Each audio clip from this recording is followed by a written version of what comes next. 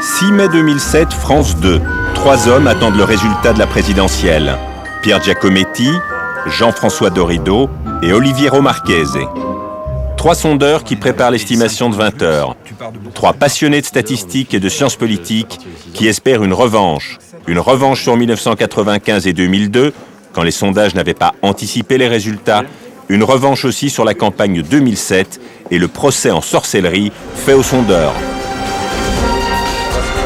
Voici le résultat de notre estimation Ipsos Del. C'est Nicolas Sarkozy qui est élu président de la République avec 53% des voix. Résultat salué par une ovation de ses supporters salgarous. Ils tiennent leur revanche. Cette fois-ci, les sondages ont vu juste au premier tour et au second.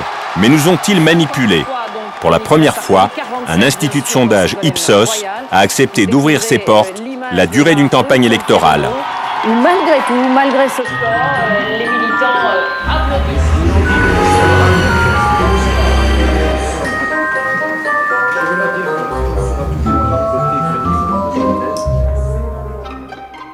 Nous réalisons actuellement une étude auprès de personnes âgées de plus de 15 ans et de nationalité française. Est-ce votre cas? Est-ce que vous auriez la gentillesse de répondre à un questionnaire d'environ 20 minutes? Je fais partie de l'Institut Ipsos. Êtes-vous inscrite sur les listes électorales? Le premier tour de l'élection présidentielle avait lieu dimanche prochain. Quel serait le candidat pour lequel il y aurait le plus de chances que vous votiez? Pour Ipsos, la présidentielle démarre 8 mois plus tôt, en septembre 2006. L'Institut a des enquêteurs aux 4 coins de France. Ils appellent au hasard des abonnés France Télécom. Ils leur soumettent un questionnaire élaboré pour un client, l'hebdomadaire Le Point. L'actualité politique du moment, c'est l'élection primaire au Parti socialiste. Imaginons que tous les électeurs proches du Parti socialiste puissent participer à des élections primaires pour désigner le candidat socialiste à l'élection présidentielle de l'an prochain. Dites-moi, quelle serait votre attitude si Laurent Fabius était candidat lors du premier tour de la prochaine élection présidentielle qui aura lieu en France en 2007? Portez-vous un jugement très favorable, plutôt défavorable ou très défavorable sur l'action de Jack Lang? Donc vous diriez très favorable. Les enquêteurs s'intéressent aux sondés se déclarant proches du PS. Question, qui devrait être son candidat à l'Élysée? Ségolène Royal, Laurent Fabius ou Dominique Strauss-Kahn? Je pense que ce serait Ségolène Royal. Ça serait Ségolène Royal. Ségolène Royal. Ok. Ségolène Royal. D'accord. Ségolène Royal. Celui qui a le plus la stature d'homme d'État, oui. Strauss-Kahn. Octobre 2006. Première critique. Les rivaux socialistes de Ségolène Royal reprochent aux instituts de sonder les sympathisants du PS qui plébiscitent la candidate. Or, seuls les adhérents du parti, beaucoup moins nombreux, participeront à l'élection primaire. Les médias s'intéressent à une situation qui est celle du choix des électeurs de sensibilité socialiste, dont on a quand même tout à fait et normalement raison de considérer que leurs mots, leur point de vue comptent. Parce qu'in fine, qui fabrique l'élection présidentielle? Ce ne sont pas les adhérents des partis, ce sont les Français. Comme Nicolas Sarkozy l'a fait à droite, à partir de 2002, Ségolène Royal joue de sa popularité pour s'imposer à gauche en 2006. Dictature de l'opinion, s'indignent ses détracteurs. Quand on met en cause les sondages, ou quand on met en cause les médias, mais prenons les sondages, c'est tout simplement une mise en cause des Français. Moi, je pense que ces critiques-là représentent le plus souvent une forme de réflexe élitiste. C'est-à-dire qu'on a un petit peu du mal à accepter qu'à un moment donné, les Français disent ce qu'ils pensent sur le rapport de force ou les candidatures qui leur semblent les plus adéquates ou les plus en situation de les représenter. Finalement, dans le succès d'opinion que connaissent Ségolène Royal et Nicolas Sarkozy, et même si ça ne dit rien sur leur possible victoire à l'élection présidentielle, il y a probablement de la part des Français une volonté profonde que l'élection présidentielle de 2007 soit l'occasion d'un renouvellement profond des élites politiques. Personne n'est imprévisible. C'est le slogan d'Ipsos, 3e institut de sondage au monde. Basé à Paris, le groupe emploie 6 800 salariés et 30 000 vacataires dans 50 pays. Il réalise 6 millions d'interviews par an. Ses premières cibles sont les consommateurs. Ses clients, Danone, Colgate-Palmolive, L'Oréal ou Peugeot. Marketing des produits, efficacité des publicités, satisfaction de la clientèle, voilà le fonds de commerce d'Ipsos. Les sondages politiques ne pèsent pas lourd. À peine 1 à 2% du chiffre d'affaires d'Ipsos France, selon l'année. L'enjeu d'une présidentielle n'est donc pas budgétaire mais médiatique, question de notoriété, de crédibilité. Car l'entreprise est cotée en bourse et les intentions de vote sont les seuls sondages sanctionnés par un résultat final. Personne n'est imprévisible, promet Ipsos. sauf parfois les électeurs. Et vous devez vous intervenir à 13h15. Par téléphone. Oui. D'accord. C'est bon, tout le monde y est? Alors, on va commencer sur la vue de contact. Bonjour, je suis un tel de l'Institut Ipsos Interview. Nous réalisons actuellement une étude auprès de personnes âgées de 15 ans et plus et de nationalité française. Est-ce votre cas?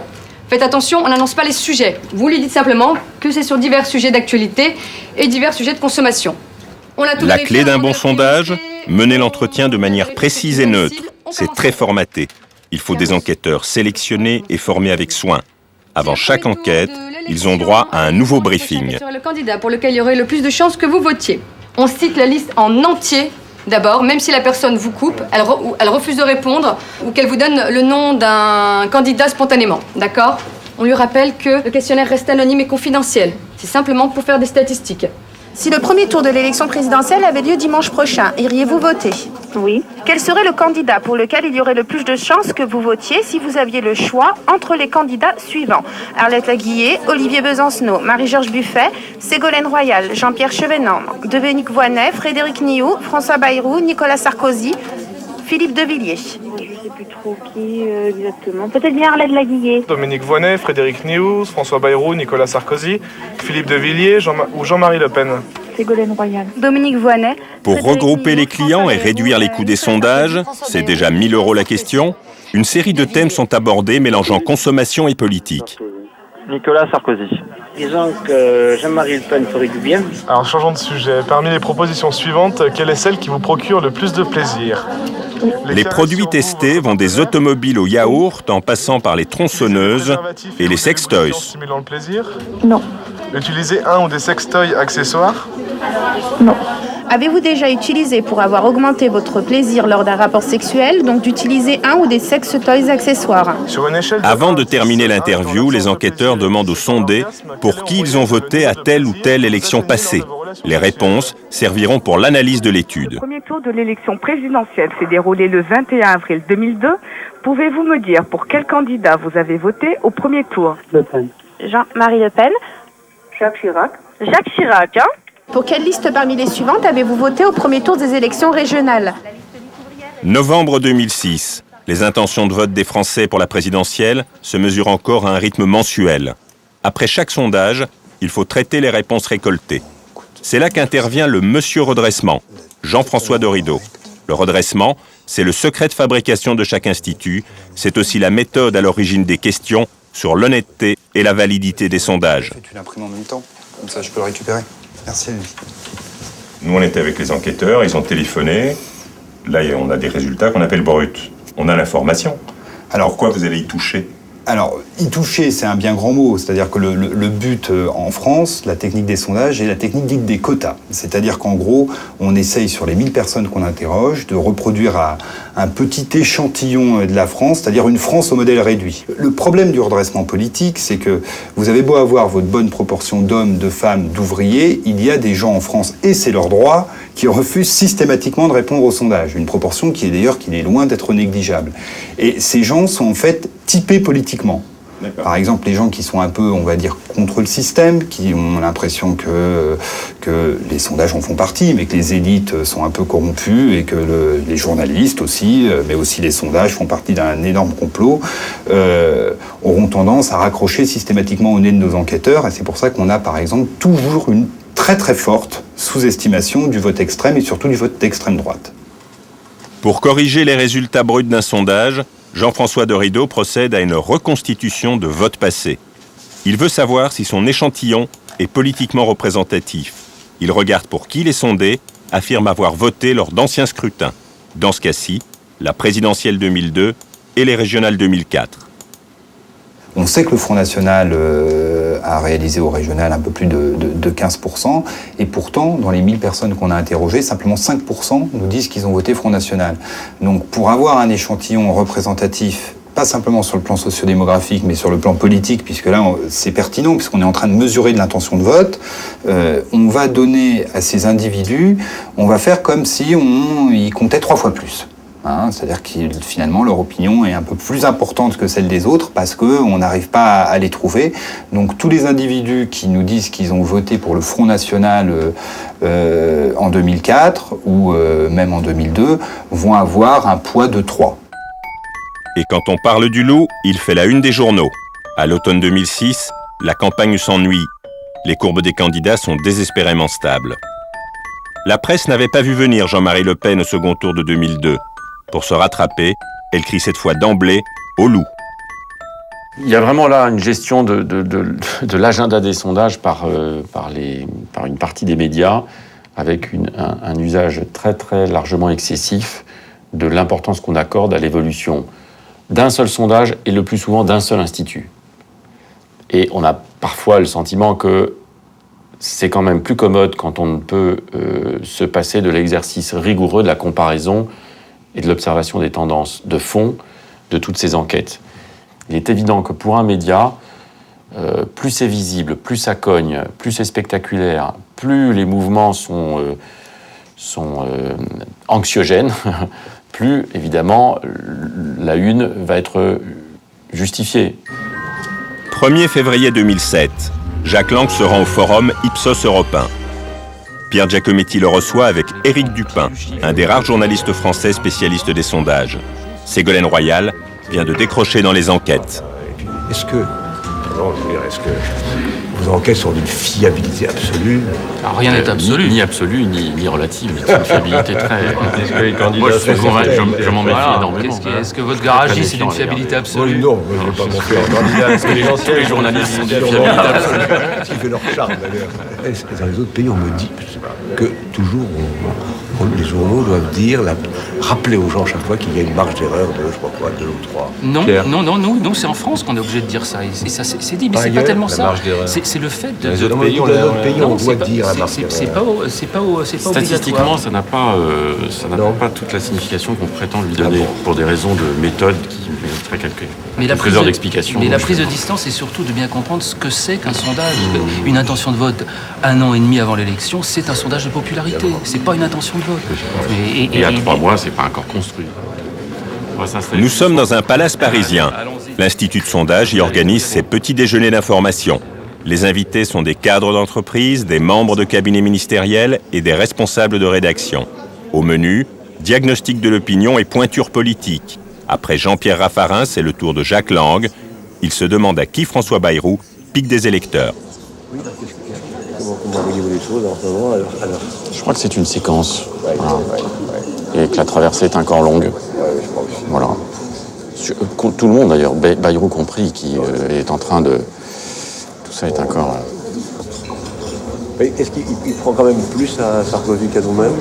Il prend d'abord sur son camp, sur l'UDF, et il grignote un peu au PS, peu sur l'UMP, à vrai dire. Peu sur l'UMP, peu. Où est-ce qu'il prend en fait? Essentiellement, c'est d'abord l'électorat UDF reconstitué et quelques miettes au PS. Mais l'idée de dire que ça y est, c'est l'avalanche au PS, c'est pas vrai. C'est... Éric.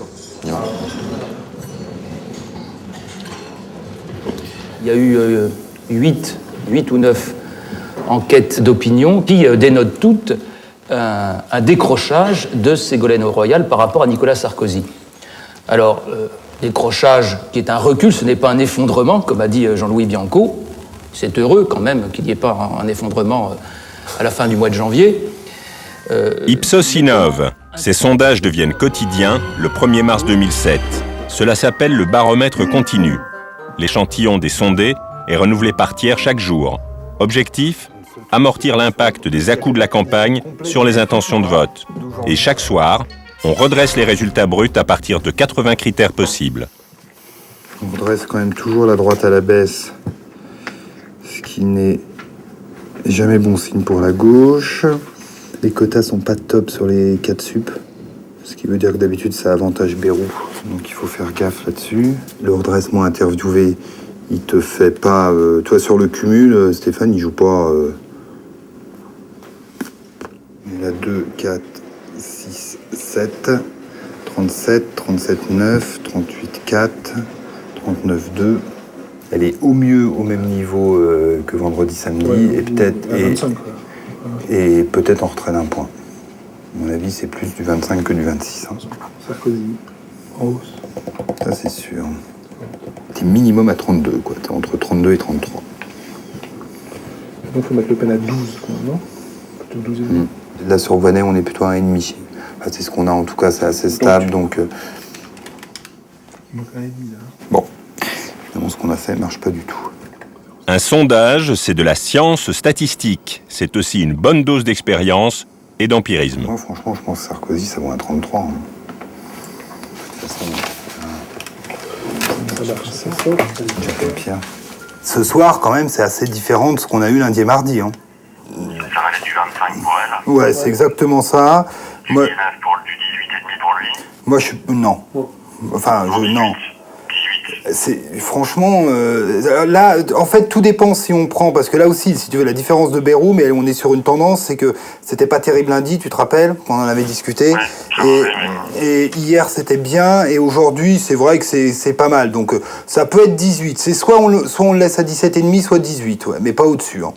Le Pen est en baisse, moi je pense que ça vaut mais ça vaut, j'hésite entre 12 et 12,5, parce que Le Pen, c'est comme hier.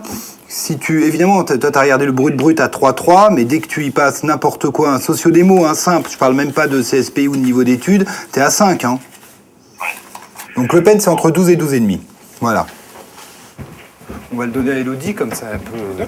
Tu lui donnes, moi je commence ton rapport, machin.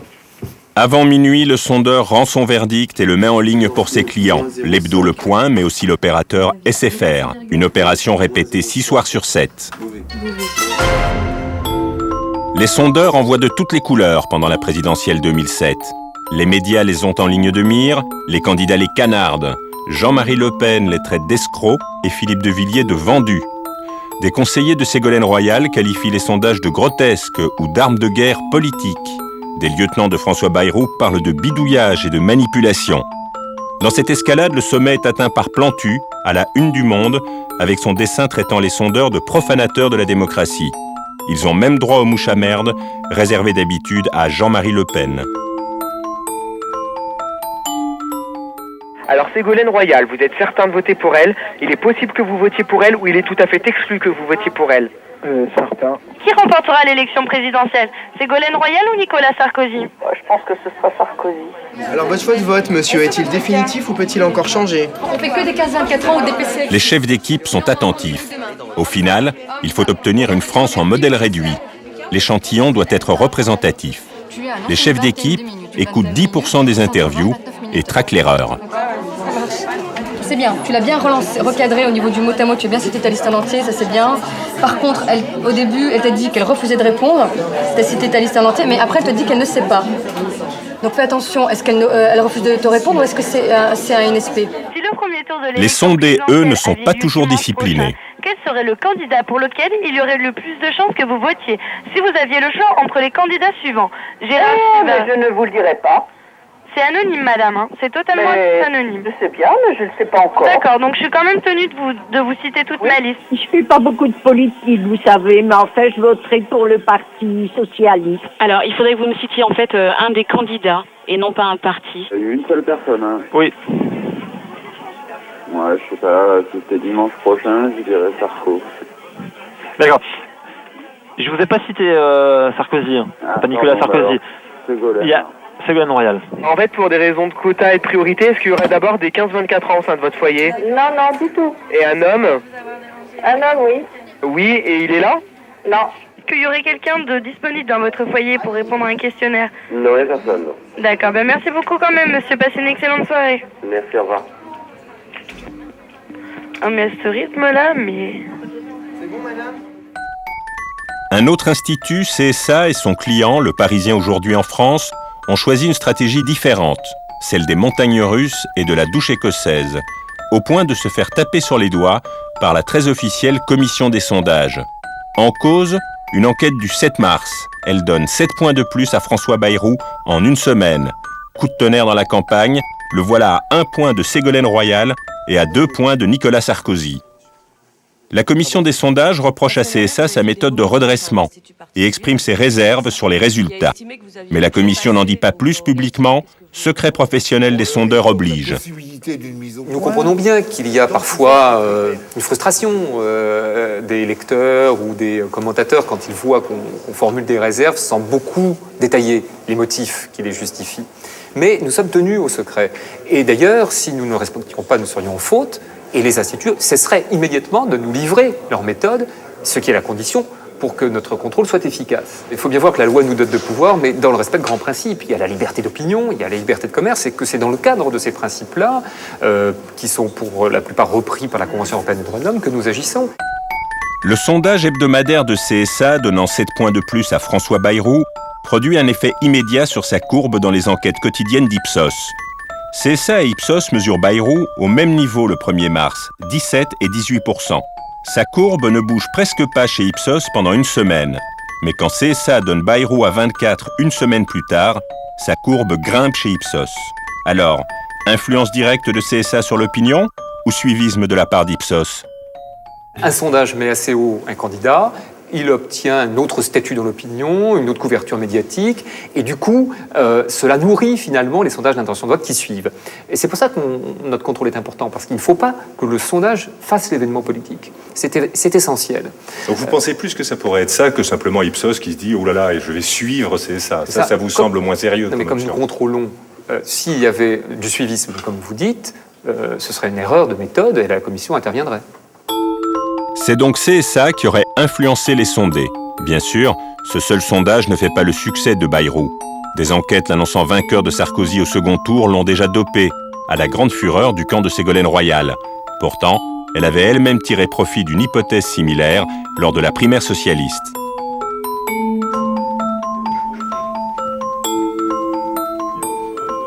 Les sondeurs réévaluent régulièrement les critères de redressement. Si nous avons, dans des gens qui viennent de déclarer en début d'interview, j'ai voté Jean-Marie Le Pen au premier tour de la présidentielle, donc les voilà ceux-là. Et que, donc ils ont déjà affirmé, qu'ils avaient voté Le Pen. Donc ceux-là, ils sont déclarés, on les connaît, ils s'en cachent pas. Et que sur cette frange-là, tu as 30% aujourd'hui de ces électeurs de 2002 qui disent voter Sarkozy. Si dissimulation il y a, ou en tout cas si correction il devait y avoir, ça voudrait dire que tous les électeurs du Front National qui nous manquent seraient, eux, proches de 100% sur Le Pen. Et c'est assez peu probable, il n'y a pas de raison, ça peut être moins, mais ça ne peut pas être non plus totalement...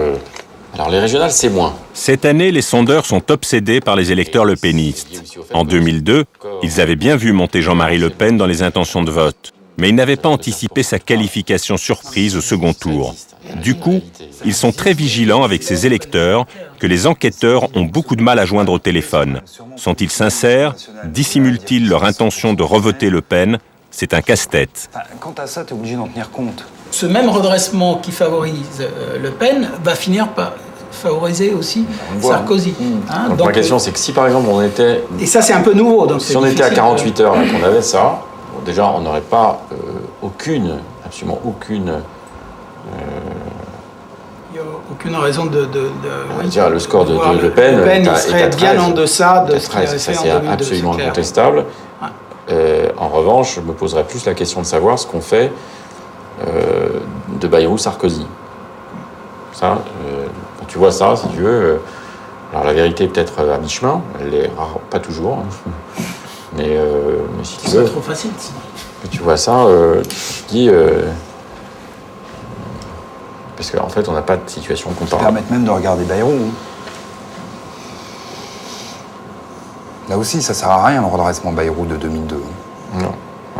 Ça sert à rien, puisque... Bon. Trop faible.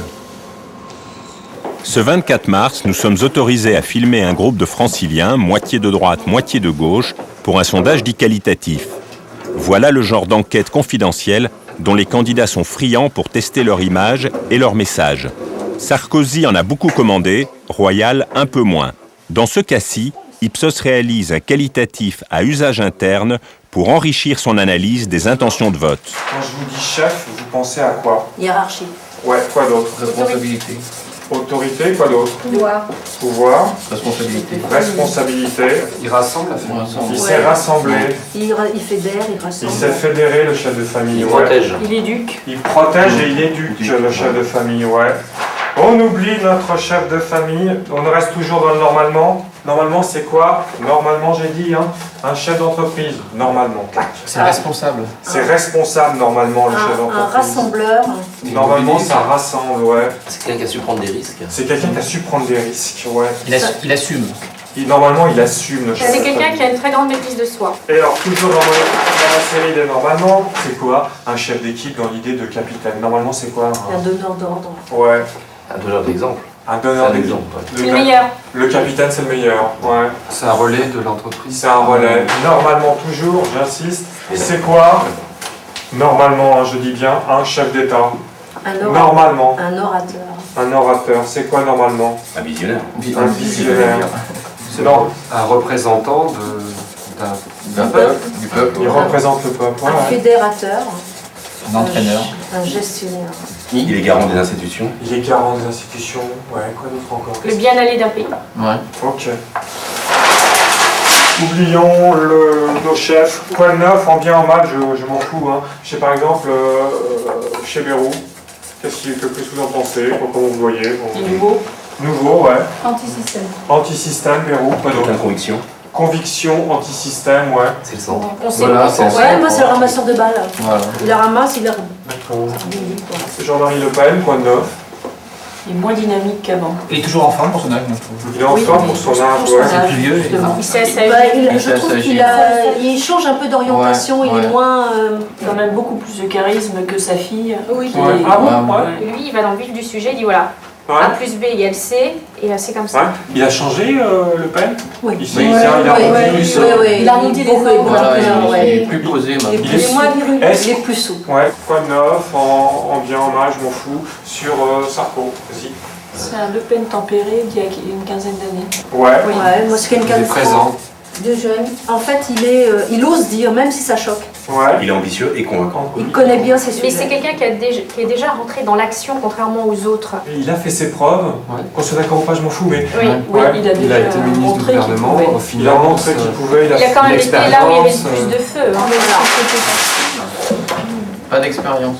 Elle connaît pas ses sujets. Une proximité. Envie de changement. Oui, ouais, changement. Ça rime aussi avec changement. Ouais. Elle ne dit pas ce qu'elle pense vraiment, parce que ça dépend, ça change très régulièrement, et ça dépend un peu de ce que va dire Sarkozy ou Bayrou, et elle va s'adapter et réadapter ses marionnettes. Elle n'était pas préparée à avoir cette place. D'accord. Mais elle a beaucoup de courage quand même malgré tout. Oui, Il faut y aller au combat. On dirait qu'elle est en autocontrôle permanent, c'est-à-dire qu'il y a le geste qui est calculé, les paroles sont calculées. Elle a quand même des, enfin, je ne sais pas si c'est honnête, mais elle a des bons sujets pour l'éducation nationale. C'est très dommage. Il y a 2 jours pour la sécurité sociale pour les personnes âgées. Normalement, hein. C'était normalement tout à l'heure pour le chef d'État. Vous m'avez dit le chef d'État, c'est un orateur, c'est un fédérateur, c'est un visionnaire, c'est quelqu'un qui sait représenter, c'est quelqu'un qui entraîne. Si on prend Ségolène Royal, est-ce que là on peut rentrer dans ce qu'on a dit sur le chef d'État? Tout à fait, oui. Tout à fait, oui. Ouais, pourquoi? Elle a des idées, Ouais. il y a une croix. Elle n'est pas orateur ni leader. Non, mais elle écoute. fédérée. Elle écoute. Par contre, elle est visionnaire. Elle est visionnaire, contestablement. Elle est visionnaire, ah ouais, pourquoi? Parce qu'elle a su déranger dans ses idées, etc. Elle n'a pas, suivi le parti. Elle a des propositions tout à fait originales. À la fois dans la méthode et dans ce qu'elle a proposé. D'accord, ok. Elle n'est pas complètement chef d'État. Alors, je la mets là, pas loin. Elle est jeune. Hein. Ouais. Bérou, normalement, chef d'État. Pourquoi pas? Est-ce qu'il y a des qualités du chef d'État, normalement, qu'on a vu tout à l'heure, Bérou? Les deux. Pourquoi pas? Est-ce qu'il a les qualités hein? Ma question, c'est oui, non. Non. Il manque peut-être de pluralisme. Il a certaines qualités. Il manque d'expérience. Il manque, ouais. Au même niveau que Ségolène. Ils n'ont pas les mêmes atouts, mais... On serait d'accord ou pas, hein, je m'en fous. Non, pas au même niveau que Ségolène. D'accord. Sarko, par rapport à tout ce que vous m'avez dit, attendez, par rapport à tout ce que vous m'avez dit sur le normalement chef d'État. Bah oui, oui. Incontestablement, oui. Incontestablement Sarko. Ok. Je reprends. Donc, dans le côté chef de famille, vous m'avez dit, on a Bérou. Hein. Dans le côté chef d'équipe capitaine, on a Bérou. Hein. Dans le côté chef d'entreprise, on a Sarko. Qu'on soit d'accord ou pas, hein, c'est pas le problème. Et pas très loin, on a Bérou Le Pen, c'est ça. Ok. Dans le côté chef d'État, on a Le Pen un peu... Pas très loin, mais qui a encore un peu de boulot à faire. On a Ségolène qui est presque là, c'est ça? Oui, qui a des choses... On a Bayrou aussi qui est pas loin. On a Sarko qui est en plein dedans. On soit d'accord ou pas, hein? D'accord. Donc Sarko, les chefs d'État, chefs d'entreprise. Bayrou, les chefs d'équipe, chefs de famille. Et Ségolène Royal et Le Pen naviguent un peu entre tout ça. Je résume mal ou pas? Non, grosso modo, c'est ça. Grosso modo, c'est ça. Voilà. Écoutez, on va s'arrêter là. Merci. Des idées comme le ministère de l'immigration et de l'identité nationale de Nicolas Sarkozy ont été inspirées ou validées par des sondages qualitatifs. Tout comme la riposte de Ségolène Royal faisant chanter la Marseillaise en meeting et demandant de sortir le drapeau le 14 juillet. Nous souhaitions filmer un qualitatif confidentiel commandé par Nicolas Sarkozy, principal client politique d'Ipsos. Refusé. Qui est propriétaire des données? Qui investit, qui achète, qui paye? Ce sont les clients. Donc les données sont des données qui sont propriété du client.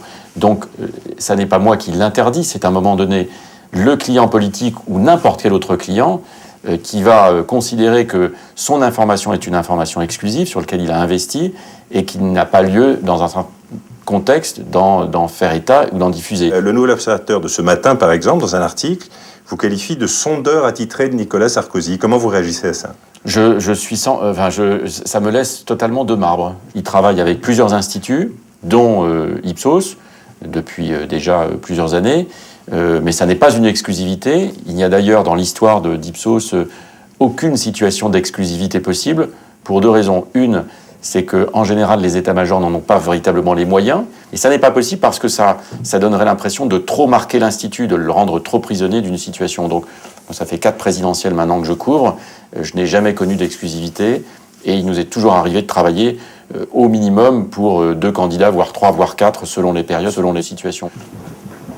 Jour J-2, ce soir, dernière vague quotidienne du baromètre continu, avant le premier tour.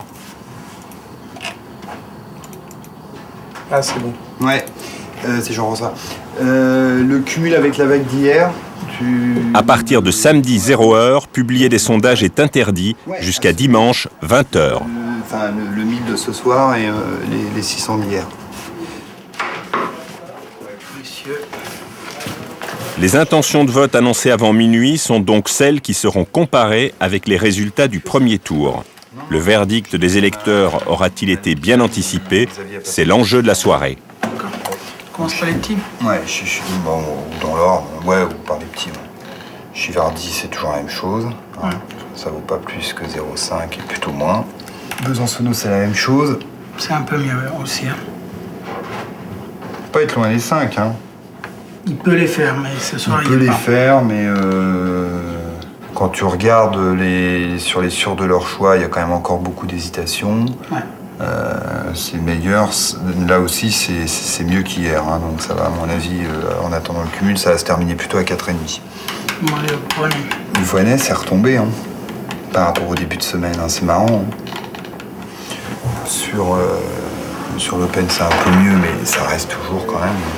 Tu sais, il reste faible par rapport au niveau de 2002. Sarkozy, il n'y a aucune raison de... C'est la même chose. Puis depuis 3-4 jours, franchement. Ouais, sur Bayrou, tu vois, c'est un peu moins bien. Ce qui fera peur de toute façon jusqu'à dimanche, c'est les sûrs de leur choix. Hein, t'es vers les 16, quoi. Et Royal, c'est un peu kiff-kiff. Hein, par rapport à hier. Ça fait plus 1. Là, il y a Le Pen aussi, plus 1,5. Villiers.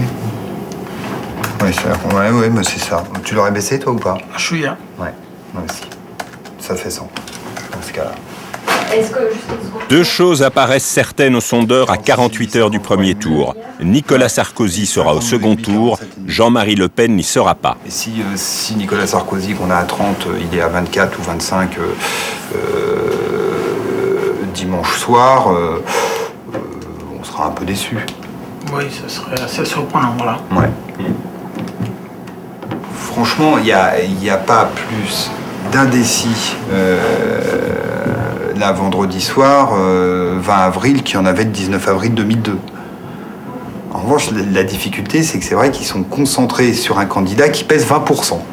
qui pèse 20% et qui est en gros pas si éloigné de ça que Le Pen et pas si éloigné de ça que du Ségolène Royal. C'est plus ça le problème, mais il n'y a pas plus d'indécision.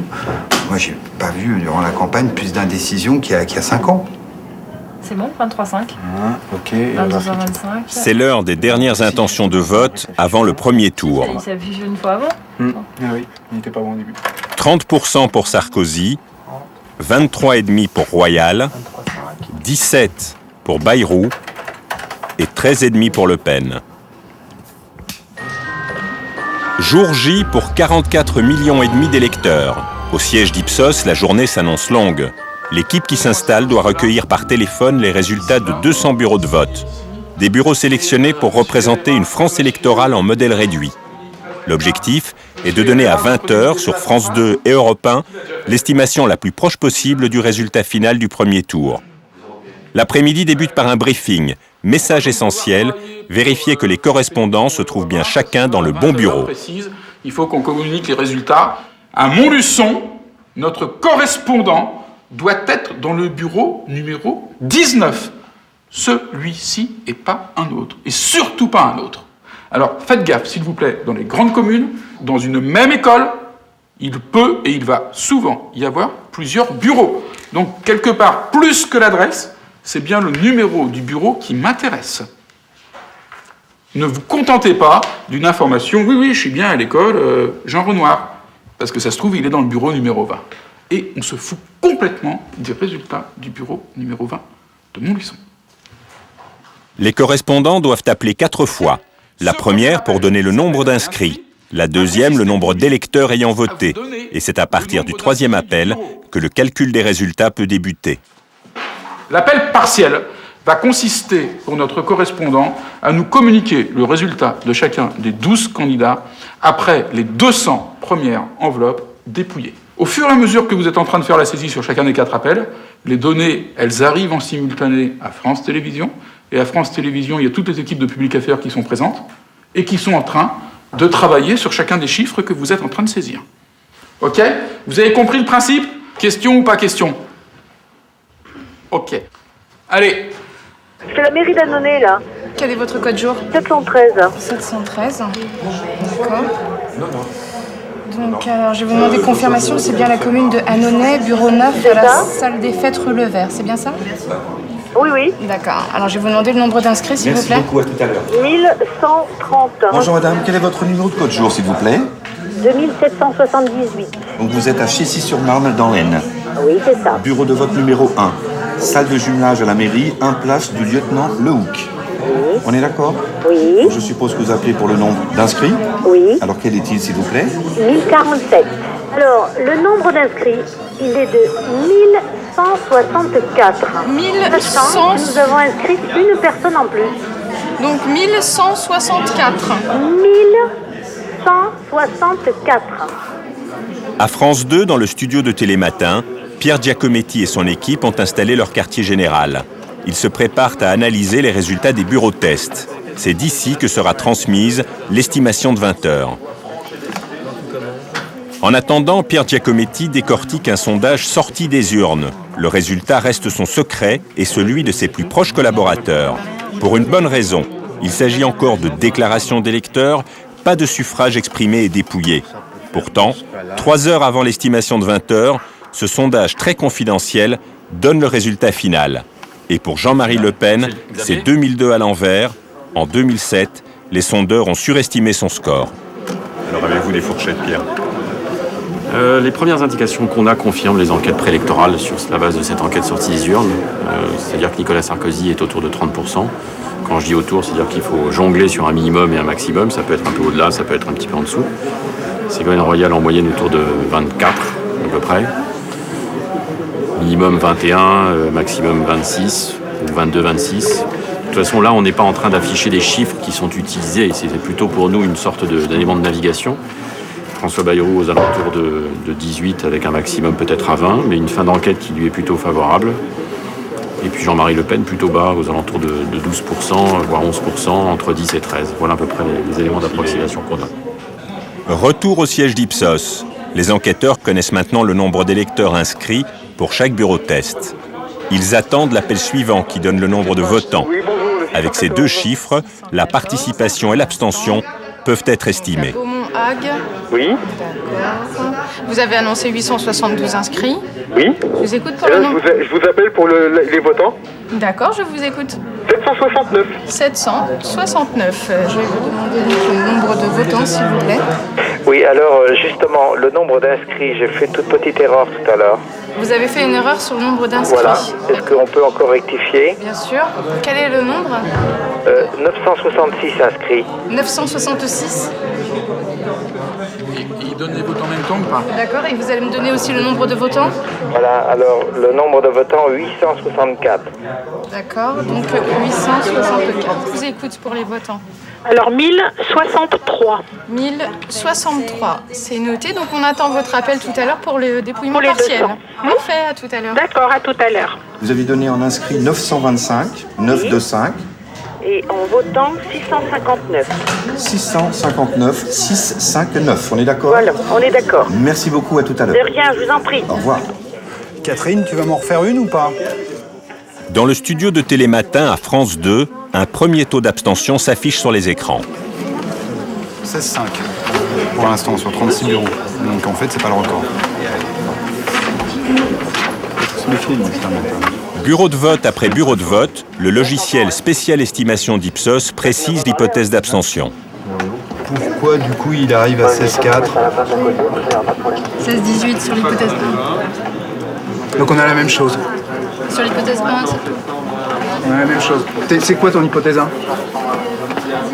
Très bien.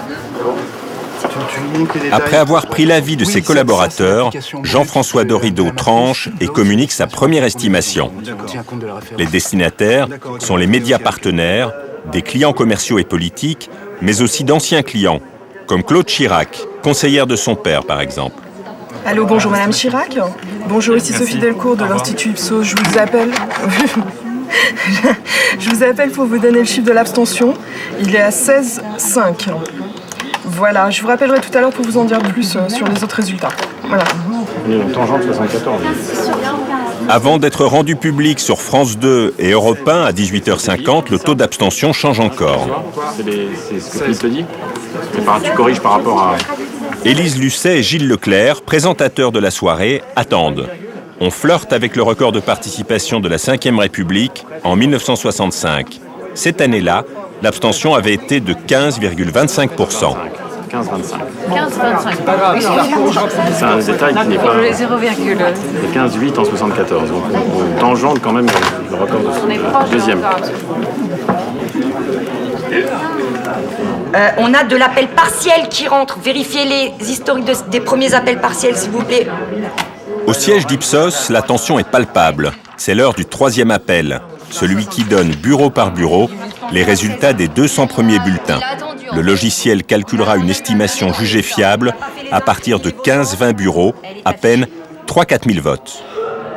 Puis-je avoir vos blancs et vos nuls, s'il vous plaît? 9. Très bien. Alors, puis-je avoir Besancenot? 22. Buffet? 9. Chivardi? 0. Bayrou? 29. D'accord. Beauvais? Ouais, Voinet. Et De Villiers? Royal? 22. Ségolène Royal? 225. 225. Frédéric Nious? 4. 4. Jean-Marie Le Pen? 88. 88. Arlette Laguillet? 10. 10. Nicolas Sarkozy? 194. 194. De Villiers 27 2 7. Royal 337 3 3 7.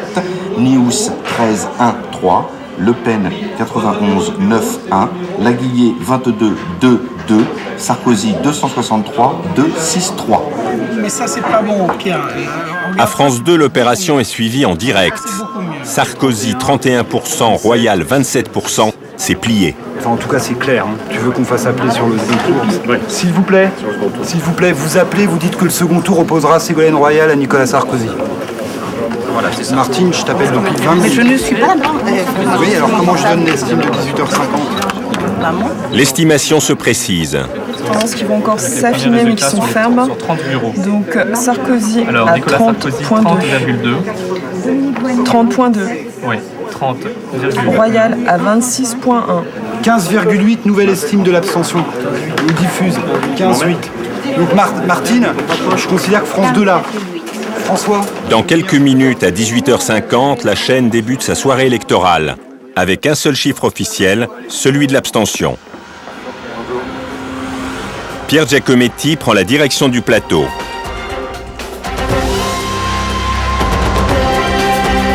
Dorénavant, il est tenu au courant de l'évolution de l'estimation grâce à l'oreillette qui le relie à son équipe.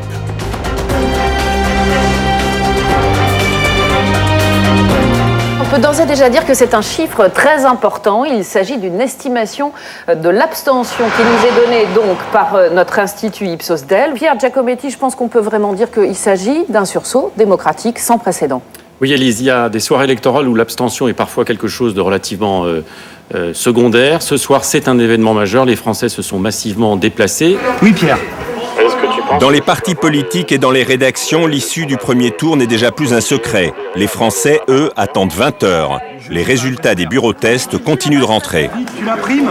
Tu l'imprimes vite. C'est parti. Vous appelez, vous venez vite chercher, vous appelez. C'est sur 19h53, 79 bureaux? Oui. Ouais. Ce sera c'est dernier. Oui, oui. Cette fois, c'est bon. À 19h52, Jean-François Dorido fige l'estimation de 20 heures.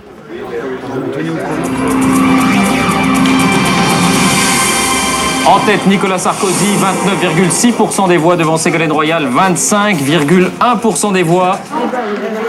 Dès 20 heures, c'est l'usage. Ipsos a lancé son premier sondage sur les intentions de vote des Français au second tour.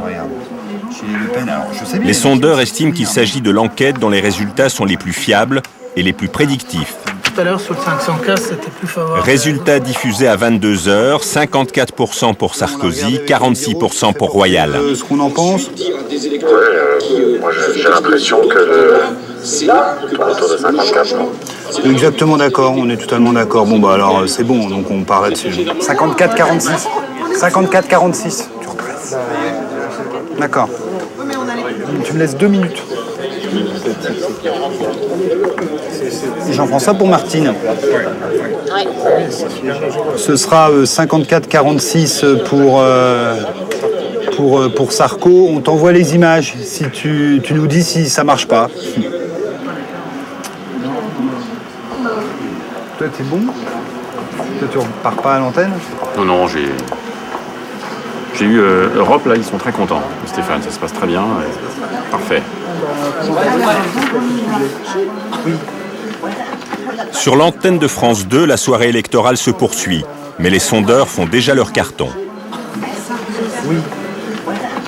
Alors, les mauvaises langues vous attendez au tournant, disant leur client principal c'est Nicolas Sarkozy, ils surévaluent Nicolas Sarkozy, on va voir ce qu'on va voir. Ce soir, vous devez être assez satisfait du score. Non, on est très satisfait, on n'est pas assez satisfait, on est très très content de l'évaluation, parce que dans ces cas-là, il faut résister à la pression qui laisse penser que les enquêtes d'intention de vote sont faites sur la base de relations de clientèle ou de non-relations. On nous a aussi beaucoup accusé sur le Front National de le sous-estimer en permanence. Mais c'est vrai que ce soir, par rapport à tout ce qu'on a observé, analysé depuis 3 mois, on a l'impression d'avoir vu juste sur beaucoup de choses.